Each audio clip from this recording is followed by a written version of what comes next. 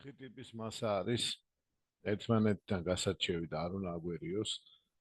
ამას აზრობრივი გარჩევაც აქვს, რაც ცოტა მოგვიანებით გავაკეთოთ. იმიტომ რომ ფაქტიურად ბევრს არ აინტერესებს და რომც გაიგოს მერე მაინც ერევა ერთმანეთში და მთავარია რეზულტატი რო იტყვიან ბევრისთვის და აი დავიწყოთ იმ მარტივისგან. გამეორებისთვის ეს უფრო გამოგვადგება. ეორის დასახელებაში ყვითლად არის აღნიშნული მურევია ესეთი სიტყვა რთული, ნებადა რთული, დატვირთული.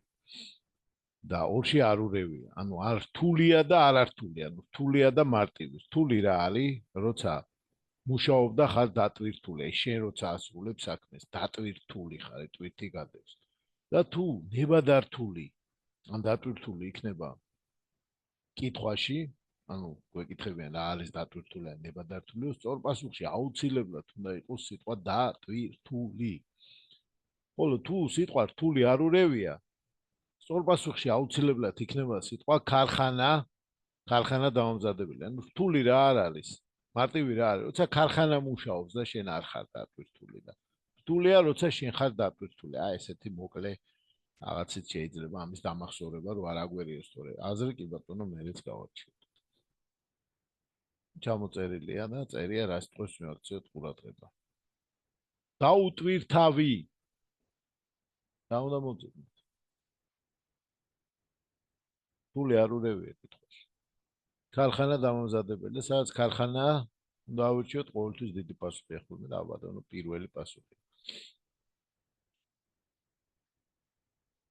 მეორე კითხვა. სრული მასა, სრული და არა რთული.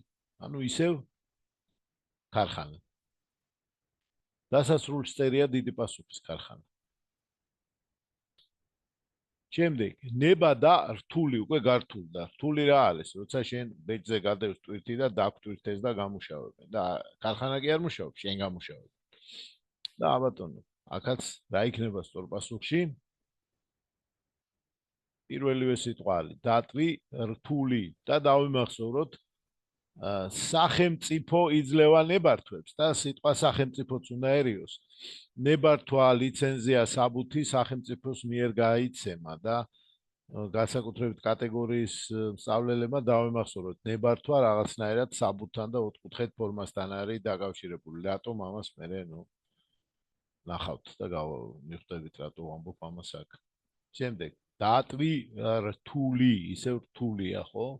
დატვირთულში თვითონ დატვირთული გეუბნება სიტყვა მომძებნეო დატვირთულიო და აი ეს არის დატვირთული მასა, იგივე ფაქტობრივი მასა, ანუ იმ წუთში რაც არის, რომ ავწონოთ და გავიგოთ ფაქტიურად რა ისწონს ამის ეხლა აი ამ წუთის მასა რეალური მასა არსად არ ეწერება საბუთში სასწორის გარდა ვერსად ვერ გავიგებ და დატვირთული მასის სახელი იგივე.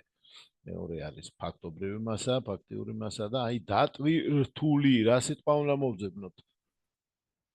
სადაც წერია დატვი რთული და მეორე სახელიც ფაქტობრივი მასა. აი ეს არის რო დავიმახსოვრ. ეხლა ნელა მივყვეთ ისევ ნება და რთული მასა. დატვირთული და გავარჩიოთ. დაუტვირთავი მასა, რატო განსაზღვრავს ქარხანა დაუტვირთავს? მანქანა რომელიც არასდროს არ დატვირთულა, სად არის ქარხანაში და მანქანა რო გამოდის იციან წინასწარ რა მასის იქნება ეს მანქანა სატვირთო იქნება თუ მსუბუქი და ყველა იმ მარკის მოდელის იქნება ყველას ერთი მასა და ეს დაუტვირთავი მასა არის ახალი ცარიელი მანქანის მასა ყველაფრის გარეშე საწვავი და რაც ინსტრუმენტი მოიაზრება რომელიც შეიძლება მოყვეს მანქანას. მერე სრული მასა, სრულ მასასაც განსაზღვრავს ქარხანა.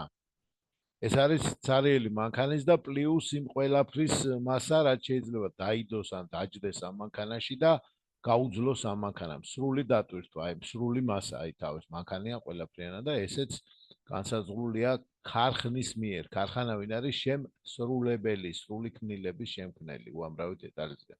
და სრულ მასას განსაზღვრავს ქარხანა. ნება და რთული მაქსიმალურ მასას განსაზღვრავს სახელმწიფო. და სახელმწიფომ შეიძლება ნებართვა არ მიცეს მანქანას თავის ტერიტორიაზე იმ სრული მასით, მაქსიმალური მასით იაროს. რატომ? ნება და რთულ მაქსიმალურ მასამდე ჩამოუყვანოს. თუ არის დიდი სატვირთო, და ამ სახელმწიფოში არ არის პირობები, რომ აი ამ წონის მანქანა მიაროს, გზები არ ვარ გადაუშვათ, ეს სახიფათოა, შეუძლია სრული მასა ქარხნის დადგენილ ჩამოწიოს სახელმწიფო უფრო დაბალ ზღვარზე. ნუ ეს ძირითადად სატვირთოებში ხდება და ძიმე მანქანებში და ნებართვებს და განსაზღვრავს სახელმწიფო და ნებადართული სიტყვა დატვირთული. ეხლა დატვირთული მასა რა არის? იგივე ფაქტობრივი მასა, რომელიც იმ წუთში აქვს მანქანას, ის გადატვირთულია კანონგარეშეა თუ რაც არის, აი რაც რეალურად არის, ფაქტობრივად ის არის დატვირთული მასა. და ეს ამის განსაზღვრება ეს არის და დავამახსოვროთ ესე.